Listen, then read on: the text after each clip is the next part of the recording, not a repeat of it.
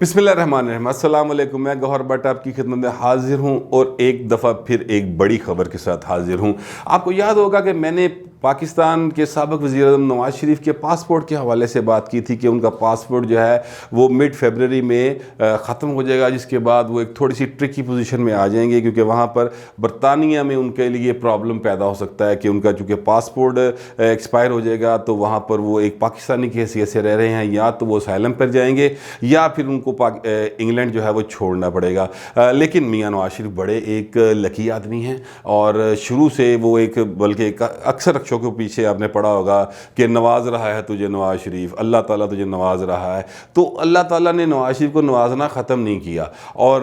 अब जो मेरे पास इत्तला है और वो ब्रेकिंग न्यूज़ मैं आपको दे रहा हूँ कि बरतानिया की हुकूमत ने मियाँ नवाज शरीफ को ये कहा है कि आपने मियाँ साहब घबराना बिल्कुल नहीं, आप सिंपल एक दरख्वास्त दें कि मैं बीमार हूँ और I can not travel to any country, मेरा पासपोर्ट एक्सपायर हो गया, तो हम आपकी इस दरख्वास्त के ऊपर, बीमारी की इस दरख्वास्त के ऊपर आपको 18 महीने तक आपका स्टे लीगल कर देंगे, यानी आपको 18 महीने का वीज़ा दे देंगे कि आप 18 महीने मज़ीद इंग्लैंड में रह सकेंगे। इसके बाद मियाँ नवाज शरीफ और उनके जो लोग थे जो थोड़े से परेशान थे उनको हौसला आ गया और अब वो इसलिए जो इंसान ज़रा मतलब छाती खड़ा के गल कर रहे हैं कि आओ हूँ तुहाडा ऐसी दी तैसी भी है नहीं, यानी वो हुकूमत वालों से कह रहे। तो दूसरी तरफ हुकूमत जो है वो एक लाइलम सी हुकूमत है,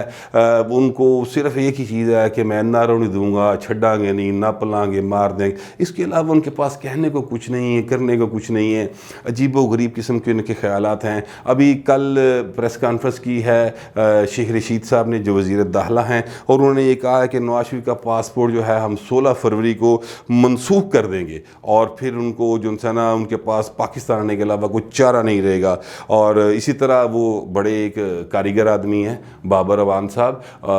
और बड़े वो अपने आप को हर फन मौला समझते हैं। उनका ये ख्याल है कि वो तानसेन की तरह राग भी लगा सकते हैं, और उनका ये ख्याल है कि वो जनाब गज़ल के भी बहुत अच्छे जिनसे हैं वो गायक हैं, और वो मदरफ़ी बन जाते हैं, वेला हुए थे वो अमिताभ बच्चन की एक्टिंग भी कर लेते हैं। ये उनका अपने बारे में एक ख्याल है। ठीक है, इंसान को खुश फहम होना चाहिए और वो खुश फहमी बहर उनको है। और उन्होंने ये कहा है कि बरतानिया में रहना उनके लिए गैर कानूनी हो जाएगा। यानी बाबर अवान साहब जो हैं वो अब इंटरनेशनल लाज के भी अपने आप को एक्सपर्ट के तौर पे सामने लेके आए, और यहाँ पर भी वो तो खैर यहाँ पे तो वो कारीगर हैं ही हैं। तो ये उन्होंने कहा, लेकिन ये जो सारी बातें थी ये अब जो डेवलपमेंट मैं बता रहा हूँ इस सिलसिले में हुई है कि बरतानिया के जो होम डिपार्टमेंट है उन्होंने उनसे कहा है कि जनाब आप फ़िक्र ना करें, हम आपका वीज़ा जो है वो एक सिंपल एप्लीकेशन के ऊपर 18 महीने के लिए एक्सटेंड कर देंगे। तो ये इनको हमारे जो वज़रा हैं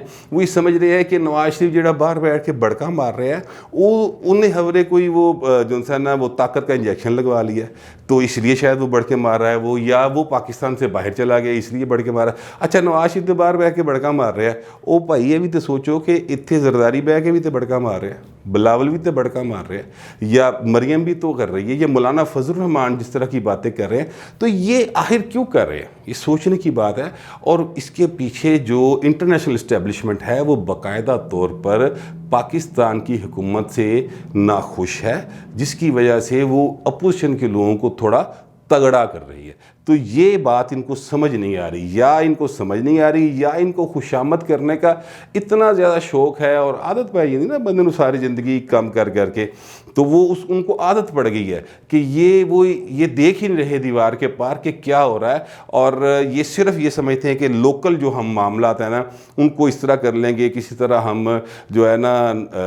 इमरान खान को राज़ी कर लें, इमरान खान को लाने वालों को राज़ी कर लें, और अपना जो ना दिहाड़ी या अपना जो भी प्रोटोकॉल इंजॉय करना है वो करते रहें। उनको ये समझ नहीं आ रही कि नवाज शरीफ की जो बात नवाज शरीफ कर रहा है, जो जरदारी कर रहा है, ये कोई बेवकूफ़ लोग नहीं हैं। इन्होंने बकौल आपके 30-30 साल हुकूमतें की हुई हैं, बकौल आपके कि इन्होंने यहाँ पर कई हुकूमतें देखी, कई अपोजिशनें देखी, और जरदारी साहब तो इतने कारीगर हैं कि उनका एक बंदा नहीं था बलूचिस्तान में और उन्होंने वहाँ पर हुकूमत तब्दील करवा दी थी। तो इस तरह के लोगों के साथ आपका मुकाबला है, और आप यही समझ रहे हैं कि कोई गल नहीं, ये नवाज पाने वाला है, इनू संभाल लांगे, तो जरदारी सर ने टिकटां बेचने वाला है। इस तरह से नहीं है, हालात बहुत तब्दील हैं। और मेरी इतलात ये हैं कि बरतानिया امریکہ، سعودیہ، قطر،